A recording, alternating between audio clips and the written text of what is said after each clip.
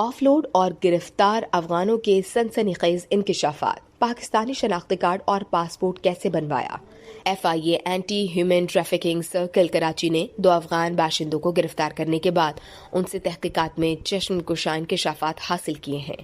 گرفتار ملزمان نے بتایا کہ ان کے والدین کا تعلق افغانستان سے تھا اور وہ غیر قانونی طریقے سے چمن بارڈر کراس کر کے کوئٹہ میں رہائش پذیر ہو گئے۔ محمد کریم عجب زئی 1992 میں غیر قانونی طور پر کوئٹہ آیا۔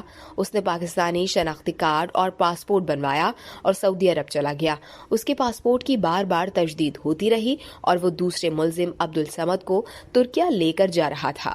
ملزم عبدالصمد کے دستاویزات سے انکشاف ہوا کہ اس نے ایک ایجنٹ کے ذریعے 24 مارچ 2022 کو پاکستانی شناختی کارڈ حاصل کیا اور پھر اسی ایجنٹ نے صرف 15 یوم بعد 13 اپریل 2022 کو پاکستانی پاسپورٹ بنوا دیا۔ دونوں ملزمان وزٹ ویزا پر جا رہے تھے مگر ایجنٹ نے بھاری رقوم کے عوض ان کو یقین دہانی کروائی تھی کہ ان کو ترکیہ میں نوکری دلوا دی جائے گی۔ اس ویڈیو سے صرف اتنا ہی، مزید جاننے کے لیے سبسکرائب کیجیے ڈیلی جنگ یوٹیوب چینل اور لائک کیجیے ڈیلی جنگ فیس بک پیج۔